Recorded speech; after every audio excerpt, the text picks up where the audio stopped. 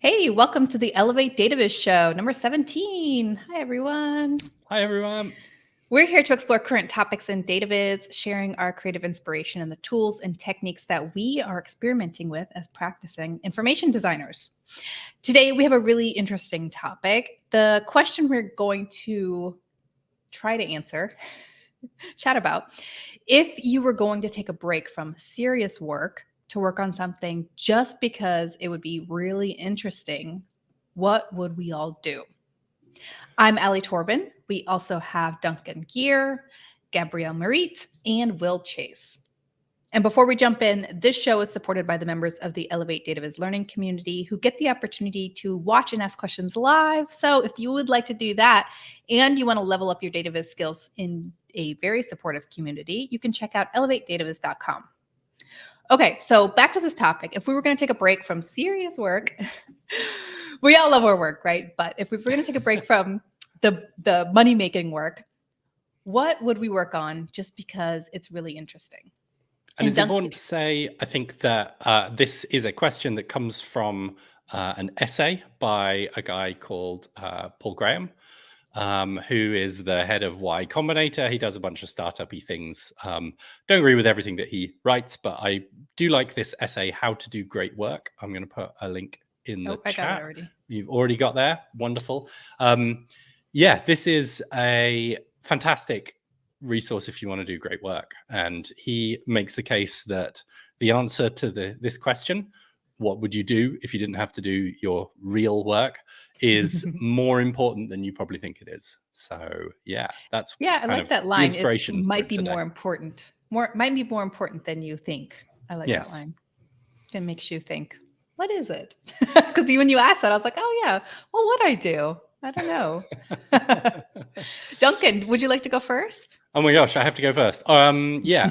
So I am trying really hard to do this at the moment, to make sure that there is time to do this thing in my schedule. And this thing is figuring out how to do good, generative, data-driven, animated visuals. I think that this is a really interesting place to explore, and it ties in really closely with the sonification work that I do a lot of. For people who don't know, I run the Loud Numbers data sonification studio at loudnumbers.net with my collaborator Miriam Quick. And yeah, we love doing stuff that's audio, but we are kind of discovering that a lot of people want some video alongside it. And so having some of those skills ourselves is something that we're trying to develop, and I specifically am trying to develop. So I've been looking into a bit of software called Touch Designer, which seems to be kind of like the industry standard with this stuff. Touch Designer seems to be really, really powerful. And I'm really excited about figuring out how I can develop kind of experiences that include an audio element and a moving visual element, but do not necessarily look like a traditional data visualization. And possibly even where because, humans are so, I guess, like visually biased, something where the visuals are boring enough that they don't take all the attention away from the audio, but they complement it and they add to it in useful ways. And you said data-driven. So how, I'm just trying to imagine, I don't know what this looks like. What does it look like for an animation to be data-driven? So it just means that, assuming that your data is laid out on the timeline of this animation, right? That it starts at the start and it ends at the end. The first row is at the beginning of the animation. The last row of data is at the end of the animation. And it's in it's probably a time series data set or something else that, sensibly can be laid out along an axis. Right, which is not all data, but I'm looking at that kind of data. And, it's just like, say, it's just kind of like mapping it in the same way that you would map bars on a bar chart, right? Where larger numbers are higher bars, but instead you see the data in that moment rather than all of the data at once. And maybe there is more, I don't know, there's more red in the graphic or in the animation at that point in time if the number is higher. Like that would be a simple example of a mapping. So it's almost like taking a sonification approach to visuals in a lot of ways. Right. So you're just taking like going really back to basics where you have some sort of like, as Tamara Munzner says in her book, you just have like marks and channels and encodings, right? So like you choose a mark like a circle or a line or a bar, and then you say, okay, the data is going to be related to the length of the bar or the color of the bar. Exactly. And then and then you're like, go. Yeah. And seeing what it animate. Duncan, would you say the COVID thing you did for the museum with Valentina was a good example of this? I think it is, yeah. I mean, it definitely does not look like a traditional data visualization, and it is an animation. So it's important to say that I didn't work on the animation at all of that. I only did the sound for that. But yeah, I would say that is absolutely a plausible example of this. Because I think thinking about like when you said generative data driven, in some respects, those are like opposite things, right? So I mean, in the sense that it's generated from the data, I suppose, as opposed to me placing things there by hand. I think that's what I mean by generative in this context. Yeah. Or like, I mean, I think even in that animation, you did have some aspects of the visual that were purely generative, right? Like there were the overall visual, there was mapping to the data, but I believe like placement of certain things, like not every single pixel in that was driven by data. Is that correct? I believe so. Again, I didn't work on the animation for that, but I believe that that's the case. Yeah, I think most of it was driven by data or geography or something like that, because it kind of represented a map of London and London's districts and all of that. But yeah, there were aspects of texture in it, things like that were probably more generatively created for sure. And then you can also start playing with kind of like visual filters like blur and stuff like that. Blur is a really interesting visual mapping that you can do that we very rarely see in Dataviz, and I think it's quite interesting. So it's hard to use blur. I've tried many times. I want one of my project to use blur as a data, but it's really hard to use. Why is it hard to use? I think it requires the data values to be quite distinct. When I tried, it was like the difference in variation between the values were not enough that the blur would be distinctively visually enough. So I think that's what I run into. It's always I think it's one of those that's really hard to do for like a continuous variable because of that problem. But you could, I think it would be probably better suited or much easier to apply if you have like a categorical thing. Yeah. Or you put things in buckets, right? Like blur, medium blur, all blur. Yeah. Yeah. And you have to have like maybe 3 because even beyond very much the kind of principle we apply when we're doing sonification with something like distortion in sound, for example. If you put it in a few buckets, it kind of works, but too many buckets, you're just not going to be able to read the data out. I mean, also this is about not necessarily creating a graphic that is going to be used in an analysis in a report or something like that. It's about creating a more artistic experience. And so I think there you can have a lot more latitude to allude to things with something like a blur, where you don't necessarily need to read the exact blurriness state of it. It should just give you a sense of how blurry it is roughly. Or is it getting more blurrier or less blurrier? Yeah, and also you can double encode it, and I think that can help as well. So it could be like blurrier and redder versus sharper and bluer or something like that. That can also really help. Yeah. What are you thinking in terms of if you had more time? Because I mean, the whole concept of, hey, if you stopped working, you would have more time to do this, right? So like, what would you think would be your first step to start exploring this more, just starting to learn that tutorial? Like, I know you want to use that tool, but like beyond the tool, I'm interested. What do you think you're missing? I mean, right now, I was talking to Miriam, my sonification collaborator, about this the other day, and I said to her that I kind of feel like I've got my swimsuit on, I'm standing right by the sea, but I haven't got in the water yet. I haven't started swimming. Do you know what I mean? Yeah. I've done a lot of tutorials, but I haven't really made anything yet. And that's kind of an easy place for people to get stuck in, I think, when they're learning new things. It's like the eternal student syndrome, Mhm. right? Like, you know, when you like get caught into like learning and you look at everything and you like looking at all the theory, but you never actually jumps in and like start Yeah. doing And the make thing. something. Yeah. It almost I'm seems like you trying- do need the client work to like push you into that pool and be like, all right, now I'm Yeah. doing it. Exactly. And it's difficult to sell yourself, you doing something until you feel like you've actually got some skills and some Yeah. confidence in it. So it's a bit of a Mhm. chicken and egg thing. And what I'm trying to do is just yesterday, I blocked out all the Friday afternoons in my calendar Hmm. from like the start of November to the end of the year. And I'm going to dedicate all of those to trying to do some touch design. And why are you shaking your head, Gabby? You don't think it's going to happen? I'm always just mind blown how you just casually drop like, oh yeah, I totally just block a whole like afternoon off and I'm gonna respect it. I'm like, who does that? Like, I'm just I like, mean, I you're the didn't- like king of like work-life balance. To be clear, I didn't say that I'm definitely going to respect it. I said that I'd blocked it out. That's the first step, right? You blocked it out. Exactly. What I'm trying to do is create like this is the default for what I'm doing in that time. And if something else pops up and it is more important, of course I'm going to do that more important thing. And I'm going to try to, I always try to work really hard to make sure that I do not have an endless parade of incredibly important things that prevent other things from happening. But yeah, that's we're currently in the middle of my focus block on my calendar right now. So This is more Wait. important, Will. Yeah. We have a repeated schedule, so somewhere something went wrong. I'm 'cause not this very is, like on good. the schedule already.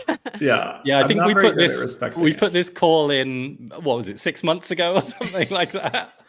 It's more to prevent people from like, looking at my calendar and being like, oh, he's free. Yes. I'll just Free. schedule a meeting then. Right. Yeah, So, that's good. That's Yeah. a good tactic, especially if you work in a more corporate environment where people are going to be looking at your calendar. mhm, Everyone mhm. likes to respect focus time. Yeah. One thing that I am curious about is like, is there a proxy for this in between work where it's like, I really need like to motivate me to like jump in the pool. I need a client, a paying work to be like prioritize and do it. But like I need to actually, experiment with it first. Is there kind of like an in between something or other that we could do? Because I mean, you'll hear in mine, like I'm kind of in the same boat. Like I'm really interested, but I'm like standing at the edge. I mean, I think I like to think of it as a portfolio project, Mm. because it's going to help me get work in the future. So then I feel like it's okay to spend some time on doing this. Mhm. But it also means that, there isn't a strict deadline or anything like that. Yeah. But thinking of it as I like to think of it as a portfolio project rather than a personal project, because a personal project is just like, oh, only you care about it kind of thing. But a Right. portfolio project is designed to be seen by other people. Yeah. And I think or that it's- helps. I mean, in portfolio project, you can always like, I tell people to do this all the time, that if you have something that you think like could potentially be sold or published, make it as a portfolio piece. Say you're going to learn something new. So regardless, you'll get something out of it. And then at the end, if you think it's a worthwhile product, you can go and pitch it around to a few different organizations or, try to sell it. And somebody might want to give you money for it at the end and publish it. But if not, then, you've learned something and you've put it in your portfolio. So either way, it's a win-win. Yeah, exactly. Yeah, it's like your prototype. I'm making a prototype for. Yeah, it's R&D.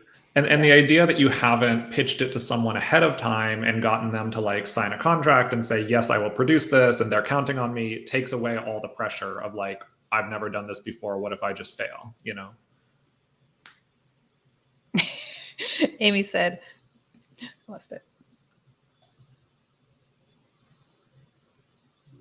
I'm hearing that Duncan put on his swimsuit, got to the beach, and just needs to get in the water. How do you take that leap into the sea? I know that you gotta like someone's got to push you. I mean, another great thing is what's it called? Partners. Like buddy system. Yeah, like Yeah. what's the word? What's that? I know the word that you're I'm looking losing the word. No, there's another word. Accountability. accountability. But I That's guess the maybe one. Miriam is kind of like that for you. Yeah, and you know, also I think the accountability partner is telling everybody, including the Yes. entire internet on a YouTube video, told all of YouTube. you are gonna do something, gives you some kind of impetus to actually do it. So that's I am. All of you are standing behind me on the beach right now and giving me a shove We're towards the trying. sea. That's the that's what I'm trying to do here, I think. I But think yeah, we can you know, all attest to that, right? Like we all had experience where we have to announce something to make, like my new website. The only reason I finished it is because I said on the podcast that would be released at the end of the year that I will have a new website up, and I was like, well, I said it; it's gonna be live sometime, so I have to do it now. you've made a promise.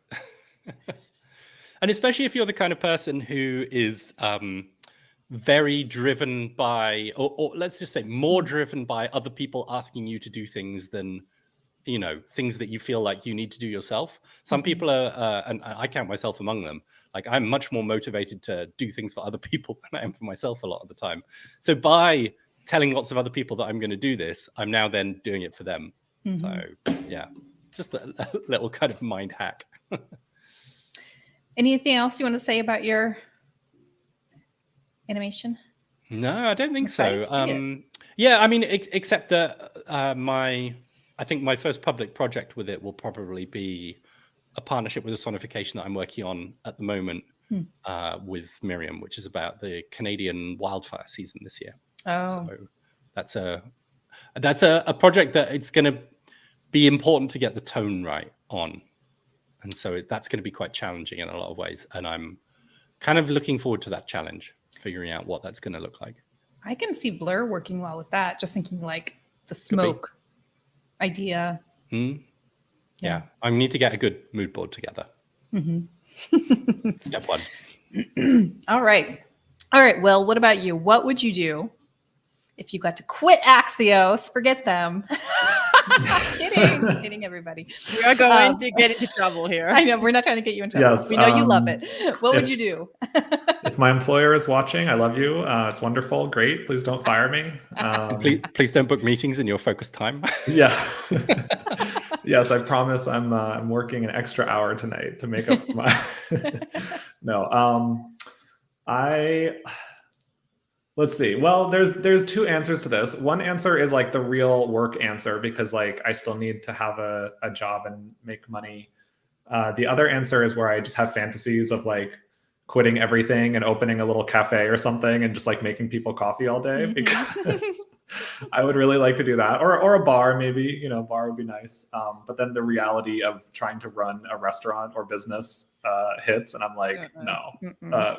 Maybe that's my plan if I like won the lottery or got like some windfall from a, you know, long lost uncle died and left me millions of dollars, and I could just, you know, have a cafe that's only open from 11 a.m. to 3 p.m. Makes no money. But yeah, so that's my fantasy idea. The real answer is so lately I've been getting much more interested in mapping and cartography and all things to do with geodata. So one of the like huge areas of that I'm pretty like relatively ignorant to is remote sensing data. So satellites essentially is what that means. And there are an incredible number of things that you can do if you are knowledgeable about satellites and the data that they collect and how to analyze it. And so much so that like, you know, it's a whole field of study, right? There's many people that like go off and study that for college or do their PhD. And so that is actually a thing that I have thought of doing. Again, I wouldn't probably quit my job right now because I need to make money. But if I didn't, I think I would love to go do a master's program or a PhD even in remote sensing and actually learn how to, you know, not just like use other people's derived satellite data, because that's sort of a whole thing on its own that even requires a good bit of knowledge. But like it's relatively it's easier to like go to a data repository and be like, here are some satellite images I can get, or here is some derived data that someone else made that I can get.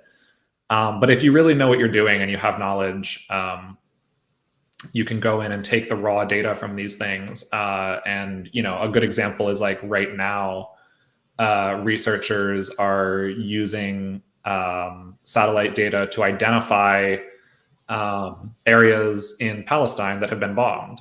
And they did the same thing in Ukraine, where you can actually get, you know, highly accurate, like pixel by pixel data on areas that have been attacked or bombed.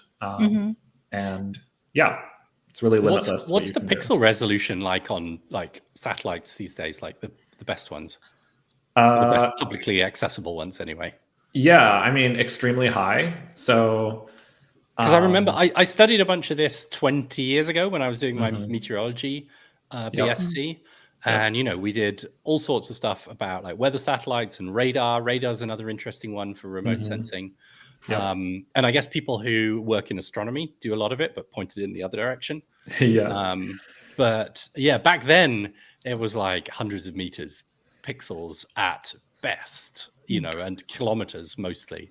So yeah, I mean, that's still a pretty standard, would be like, you know, kilometers, but you can get down to much less than that. I mean, you can get down to, I think even like 5 to 10 meters in some cases. It really depends like what data source you have access to and what data source you're using, because, you know, all the satellites have different like bands that they can measure. And so some of them are extremely precise, but they measure fewer things, and vice versa. But you know, and also I guess like how zoomed in they are on a particular area of terrain, like how big the area you want to cover is. Because if it's just like a field or something, you can throw up a drone and cover it in incredible resolution. But yeah, I mean, an example is they just launched a satellite, or maybe it was launched last year, but they're expecting to get data soon from a new satellite for measuring micro fluctuations in like ocean surface level.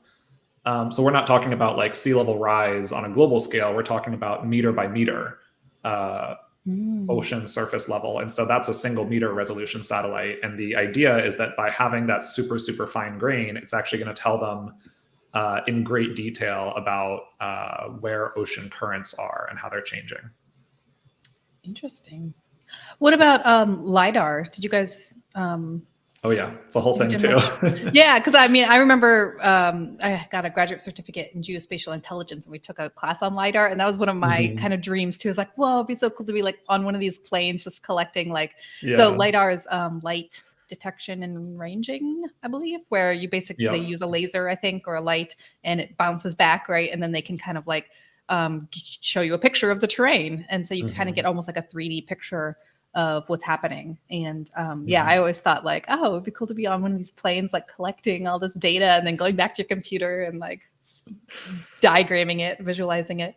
Yep, definitely. Yeah, I think that's like, so that's the aspect of it that I think is so attractive to me, is that like I came from a research background. And so, you know, I mean, we do the same thing in data journalism, of course, like you can find new information, but it seems like, you know, there's it's just like a treasure trove of data essentially. And so, you know, if you know how to take remote sensing data and analyze it in a sophisticated way, you can, there's a lot of things that you can figure out and discover that is like brand new information, which I always find interesting. So do you like are you attracted to the idea of like maybe some days you're like, oh, it's a field day where I'm going out into the field and, you know, like that kind of thing? Is that what you're... Less so. I like the idea of being like in my house, you know, looking through a satellite. Satellite's outside, you're inside. Yeah, spying at people from a distance. Right. I like the idea of like spying, you know, like, ooh, I can like see some remote location in Mongolia with this satellite. So... I mean, that's the joy of Google Earth and everything, isn't it? Yep. The people I was going to reference, have you come across the work of forensic architecture? No. I'm going to throw a link in the chat, which our watchers and you can click on. But they do some really, really interesting investigations into all kinds of stuff all over the world that use a lot of remote sensing data, but also other stuff as well. Some of it is archaeology, some of it is like video analysis, frame by frame video analysis. There's just like so many different cool projects that they've done, and they do a lot of like physical exhibitions. So I definitely recommend, if ever one pops up where you are, you should definitely go check it out. I think you'd love it. Yeah, this stuff is fascinating. No, I love it already when I'm just scrolling through. All right, you good, Will? I'm good. All right, thank you for sharing. You're like a third I'm grade excited teacher. about going to Will's coffee shop and No, getting you to let buy us know one. when you open that. I'm ready. I'm ready to go. If there's any wealthy patrons watching that would like to sponsor a money-losing coffee shop, just let me know. What you could do is you could like beam satellite images onto the walls of the coffee shop. Oh, there you go. Yeah. This is what it looks like Across in the Mongolia streets. right now. Yeah, exactly. I think that would be kind of a cool That would gimmick. be. Starting your marketing plan. All right, Gabby, you're up. What would you do if you could quit all your serious work? This one is so hard, guys. I was thinking about it. I was like, I would just keep doing my work, my job, because this is what I do. Unhealthy that's behavior. Well, either it's very unhealthy, or it suggests that what you are very doing healthy. currently is extremely healthy. I think it's quite That healthy. you're living your best life. I think I love my job. Is there more I would like to learn? Yes. It's always related to my job. I mean, to be fair, I kind of like Will. My dream, if I were to quit my job and do anything else because I didn't love it anymore, which is not the case, I would probably do some gardening and like interior design, but just for plants. Like I will come into your house and place plants where they should be, and not just because they look cool, so they can actually survive. Because every time I watch this interior design video, I just cringe really hard, being like, this thing is gonna be dead in like 6 weeks. I don't know why you put that there. So yes, that would be the dream, like secondary job later in life when I retire from Dataviz.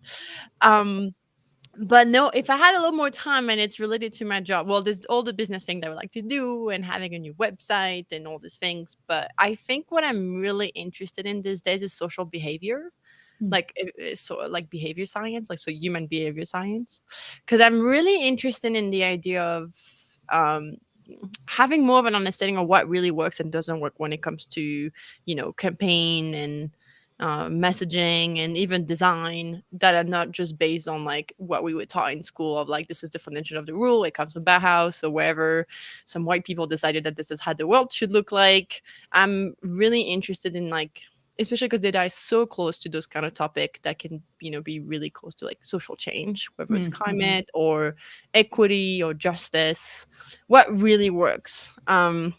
So I'm obviously I have a whole collection of like research papers, and I would love to like organize that to have I have somewhat of a framework, but I think it could be improved upon, and I would love to set up a process even for work on like testing out how those campaign work. Is it even like the format that we do today in terms of Dataviz of like producing campaign work or reports or social media? Is that even the right way to approach those topics? Do we need visual? Do we not? Do we need to actually send people with brochure knocking on doors instead? I'm just really interested in all that. So I'm deep down the like research rabbit hole. What about, you kind of mentioned testing. Is it something like, how do you imagine you could test something like that? Or like, I don't know, are you interested in all and like kind of going in the field too and just like seeing if trying some stuff out and reporting and taking your own, basically doing your own research? Yes, I would love to be involved in research because there's so many questions I have that I don't think the current research is answering. So I would love that independently, almost from like project, because I think also project put like a whole different like, who's your audience? It's like you can do user testing, but that's different. Like, and you can do user interviews. I even independently of that, I think the research part is really interesting. I don't know if I have time to make it happen. I also don't have the background in stat to make it happen, but I'm like, it's just very interesting. I think there's already just a collection that needs to be done of what already exists and what are we missing, because there's such a gap between what we know in social behavior sciences and like what we use, us designers and communicators in general, in terms of practices, there's a massive gap there. I don't think we are trained, any of us, to like study this. Yeah. We just do things by experience. There's stuff that works and we know it works, but there's so many times where I'm like, does it really work? Like, I get the sense that maybe that's the way, but is it? And I would love to like start just collecting everything that already exists outside of the realm of Dataviz itself, just in general in like social cognitive science, and then already like start drafting hypotheses on how would that impact Dataviz. Just Yes. like mapping out the landscape and then kind of charting routes through it almost. Yeah, and even applying, like I think, there's so many things that we know are true that we don't even consider when we make Dataviz, whether it's like there are psychological drivers of misinformation beliefs, and there's different ways to fight to pre-bunk, so prevent somebody to get the bad idea. It's very different than debunking something. And I don't think we have currently, us practitioners in the field have this understanding and knowledge, even though it already exists. There's like good information on that. So I want to just gather as much information and apply that in the field, and then see what the gaps are. Where is things that should be applied to just Dataviz that we don't have answer on? Like, does creative design really do anything to like people relating to a specific campaign? Does it have to be creative? Could it be more boring? Does the digital media works better? Does the in-person media does better? I don't think we have those answers in terms of data. Does data have to be visualized? I'm going to upset some Dataviz people here, but I don't think we always need to. Maybe it needs to be sonified. Maybe it needs to just not be even talked about. And also like, when is it harmful to show people the things? I think we're starting to get some answer here, but I think there's so many unknowns. So yeah, I'm very passionate about that. I don't know. It's a bigger question. It's still related to work though. It's pretty serious work. So I don't know. No, I think all that sounds fascinating. I think that, humankind, and especially like Western civilization, has been on a big, like, let's get all the information and put it in one place kind of journey over the last 20, 30, 40 years. And I think now people are starting to say, ooh, maybe not that information, and just kind of thinking a bit more like not just more mindset, but like what is the right amount of information for this task? Yeah, and I think having like clear frameworks of like, this is when you can and this is how versus this is not when you can. I think we get a sense of that. I think a lot of us work empirically in many ways. We take those decisions because we get a feeling of what works. But I just, probably because of my science background, I like to have the idea of like, this is more of a certain thing. This is how the brain works. If we do this is what happens. Obviously it's not perfect, but I would love to have more insight and be more involved in that field. So do I want to go back to and have another master? Just add it up maybe. But I don't really have the time for that. So I mean, it's interesting that you kind of bring this up, because I think right at the moment, as we're recording this, isn't IEEE Viz happening, which is like the big conference around data visualization findings. And, I don't know many people who are making data viz on a regular basis who are actually there. It seems to mostly be the academics talking to other academics. Yeah, It'd be so much better if there was more of a conversation between those two groups. It is. I mean, there's Eli Holder, which I'm connected to thanks to Alli, who has a new paper coming in that's very interesting. So you guys can go check out his work. I think he's doing the work that I want to see more of. And it's directly connected to Dataviz. It's very practical stuff, which I quite like. And I think it could just be, there's so much more to explore. And even just, I think there's that gap between like the academy of thing and then the like Dataviz practitioner. And I feel like there's a need of like a resource that puts things together though clearly for people to actually practically use in their everyday choices when it comes to design. Yeah, and I don't think that we have to just completely rely on the academics either, because I mean, there's some sort of communication thing happening there. But I think that you would be able to just like do your own A/B testing and just be like, hey, I mean, I'm not publishing a paper here, but to help me and my expertise in my practice, generally, I know if I put out something like this is how people are going to interpret it, and just like slowly amass this body of knowledge for yourself by doing your own sets of little tests. Yeah, it's just a lot. Yeah. I was going to ask Gabby, like, what time and space like degree of time and space do you think that you would need to start taking some steps down that path? I feel like I'm at the learning stage where I'm still reading a lot of paper and trying to organize that. And I think if I were to get into practical, like practicing and also doing research, I would need quite a big chunk of my time, like 20%, to like get more, because it's also something like you have to be in it the whole time. As soon as you get out of it for like 3 months, you've forgotten, you have to go back and revisit. So I would have to be in it for like 20% of my time, or 25, which seems like a lot currently. Because look at me, I'm successful. And I have a hard time saying no, because business is working. So, and also I have other ambition for the business, so it's tricky for me to like decide. I think I'm having a hard time deciding, again, that same question that Duncan had, which is, the money aspect too, of like, when do we decide to sacrifice the money to pursue something that we think is efficient, or how do we sponsor this time that is unpaid with time that is paid, or just think of it as like balancing short-term work versus long-term work, like exactly, paying the bills versus investment in the future. So for me, there's all kinds of metaphors.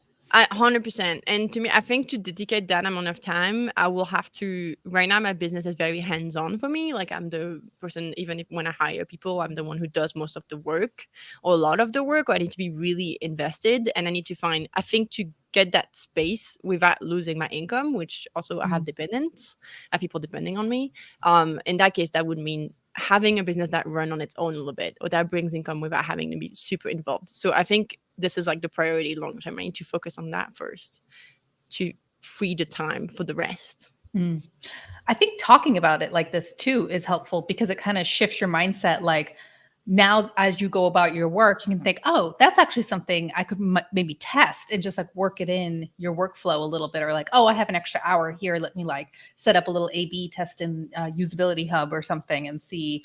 Or read a paper and take some good notes on it. I think it's more like that right now. I'm at the collection stage, so I take time to read research papers, and I took classes. I took a class in communication for impact from Cast from Clay, which is a think tank dedicated to policy research and communication research. So I'm trying to gather. I think I'm at the kind of like the student learning phase. I'm like the gathering space, even though like, where do I want to focus? Because there's so much attention out there, so that I would love to organize first the knowledge, then I want to have more knowledge first before even jumping, because I'm not satisfied with the user testing A/B like small 20 groups, because I have bigger question, like how do we make people change their mind on specific topic? And I think that's a bigger effort. I think it's not just like, if I show you this visual, you're going to change your mind. It's like, how do we have a 5-year plan? Like, I know, but Gabby, don't you think that's just like, I feel like for me, if I heard such a big goal, I'd be like, there's just no way I'm ever doing that. No, I'm doing it. I mean, like, ambitious. I mean, like, I just mean, like, you probably how you feel now. I just am I ever going to have enough time to do it? Like, this is like a 10-year, 15-year life project, which is great.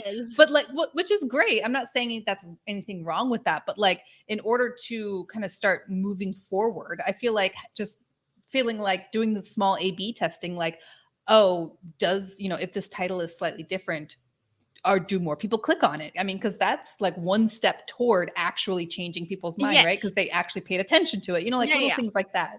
I think so. I think that could be done. And I think this is where I love Eli, because he does a lot of those like small questions, but I have bigger questions. I still think that at the end of the day, title matters, but I feel like the way you approach people is a bigger factor than what colors you visual. Like, I get the sense that there's maybe more to it. And so I think some people like Eli do really great the like detail of like, is a pie chart better understood than a donut chart, etc. And like, I think there's people involved in that, and I have questions and I can work with them, but I want to work on the bigger strategical question of, I want to work with people who are willing to put 5 years down, 10 years down plan and be like, we want to change this.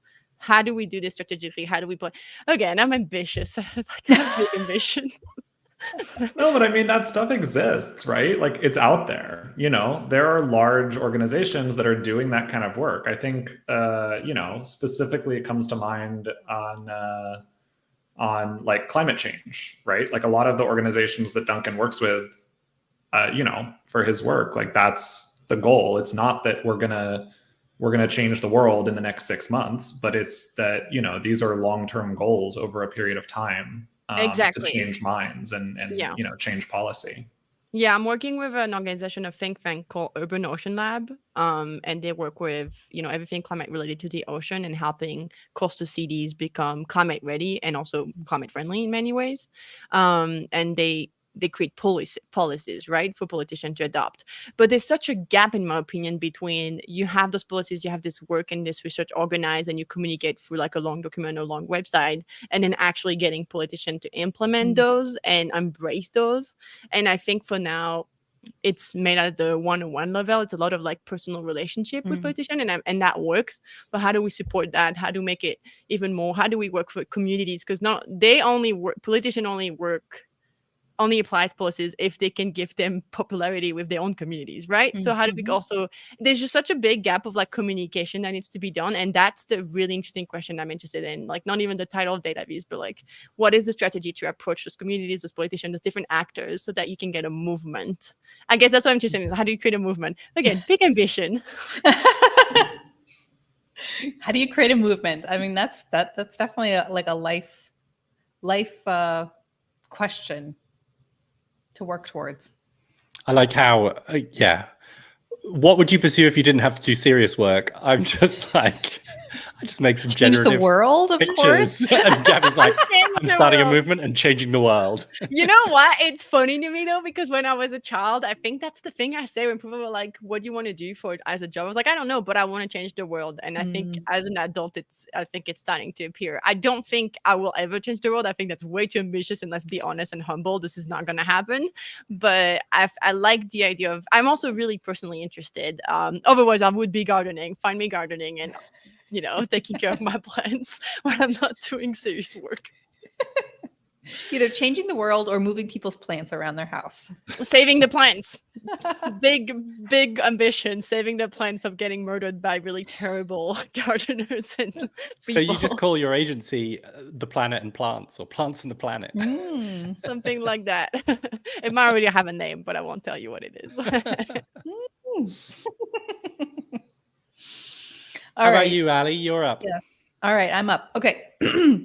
So, last summer I worked on a project where I created the graphics for this book called Data is Everybody's Business.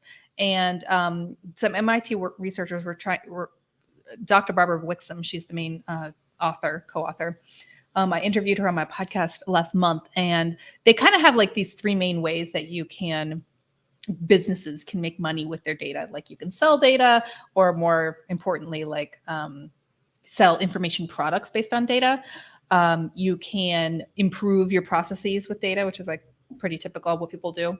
But then there's this third kind called wrapping, where you use your data and, you know, wrap your product basically with the data to help the customer improve their lives, either by anticipating some sort of thing for them, advising them, you know, like saying, hey, you've done this so far, you know, based on our data, watch out for this, or helping them do some sort of action, like those kinds of things. And the really interesting thing she said on my podcast is that she's been studying this for 29 years, and she has never found a product that cannot be wrapped. And I was like, oh my gosh. Just like kind of like come open up, you know, like the blur has been lifted. It's like, oh my gosh. So like all these things I'm looking around, thinking like, oh, how could I wrap that? How could I wrap that?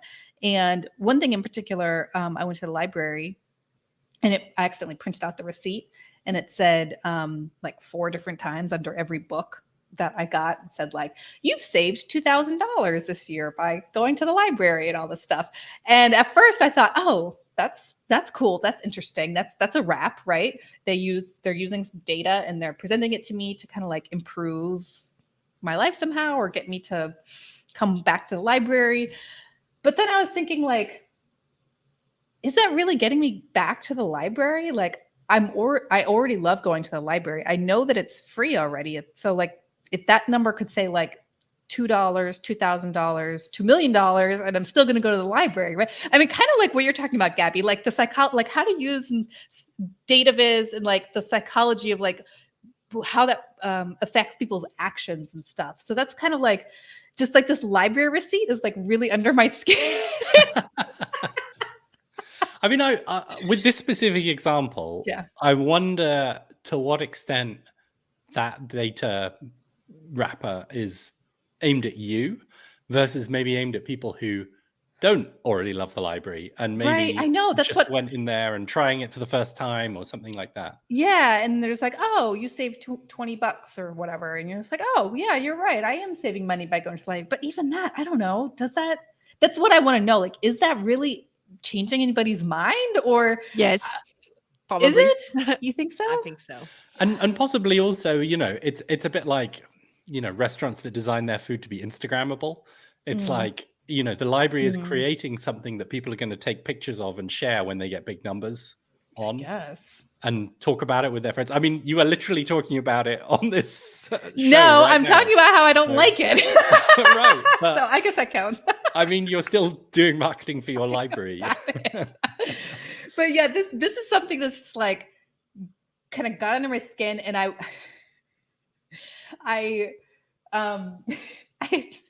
went to the library, and I was printing out more receipts just so like I could like look at them more and like study it and like draw on them and like try to figure out what else. And my husband came up and he was like, "What are you doing?"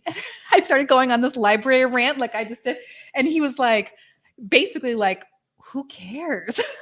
Like, I care. He's like, he's like, "I really just don't understand why you're so like upset about this."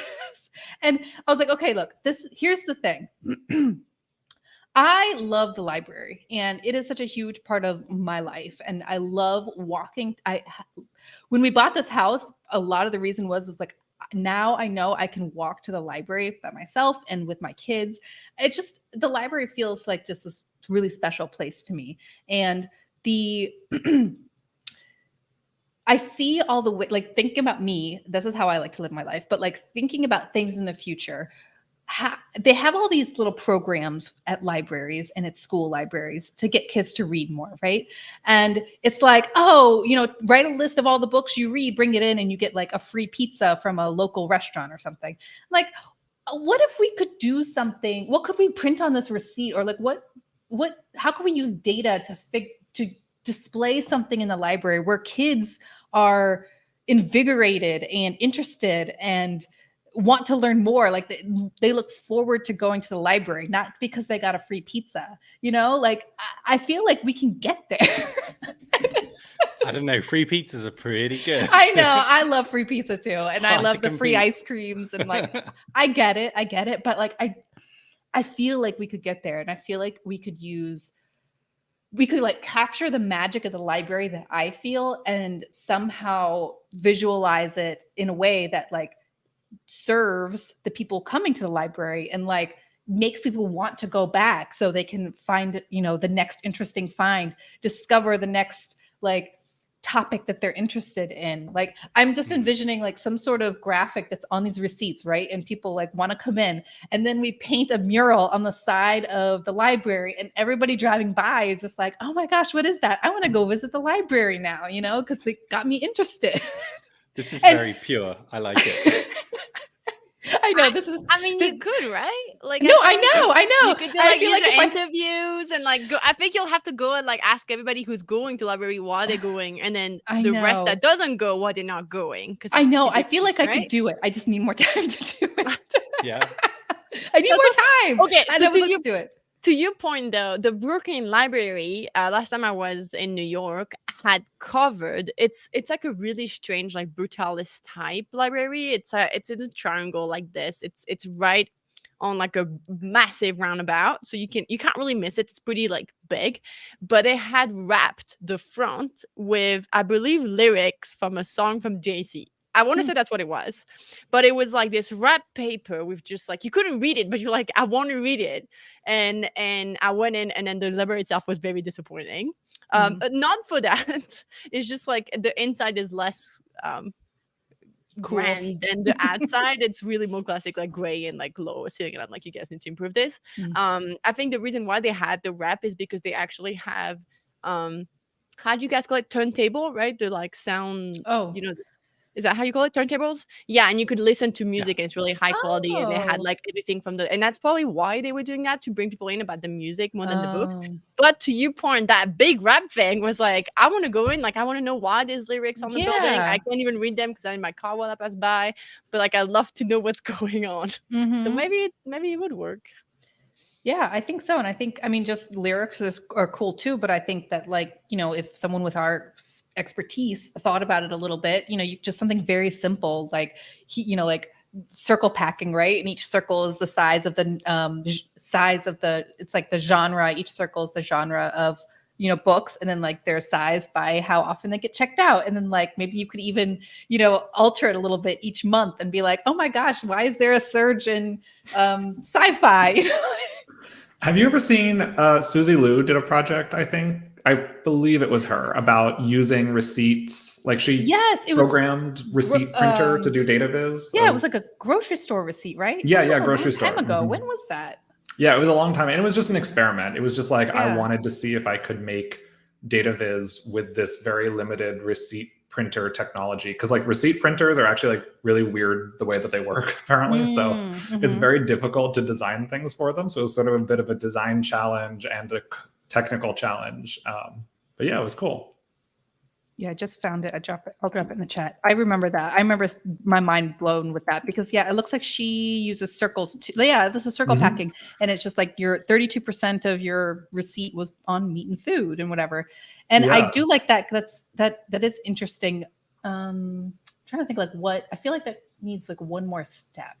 Yeah, I was just like, this is basically what you're describing. I mean, obviously with different goals and, you know, more thought out and everything. But like, I was like, receipts, like circle packing Dataviz. Yeah, you can like push the idea forward somehow. And I am really interested to see how, you know, like something small like that could get more kids to want to go to the library. Like, isn't that amazing? Wouldn't that be an amazing thing?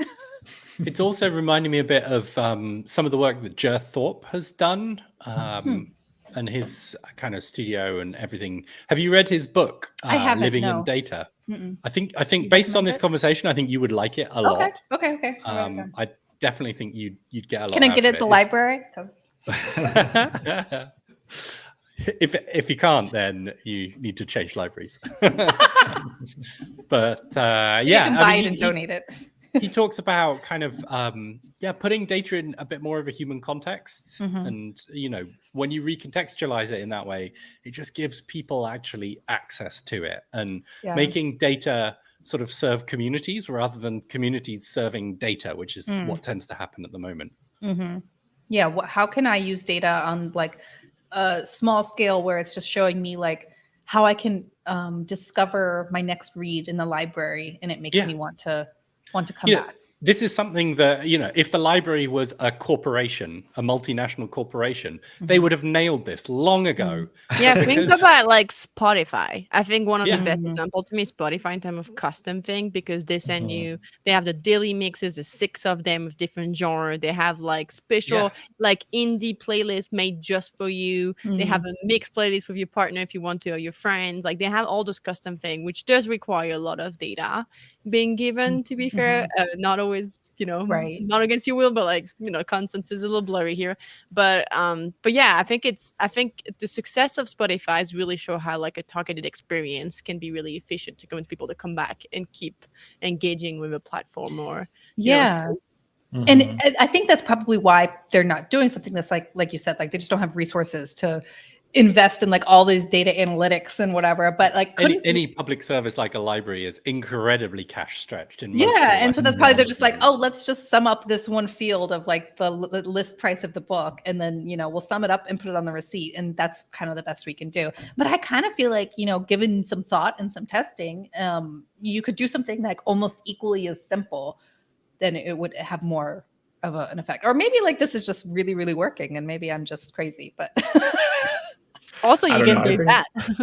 I think if you want kids to come to the library, just build like a giant Lego room, buy the latest, you know, the latest Star Wars Lego set or whatever, and have it available for people to come build. Bunch of iPads. We just have a free iPad.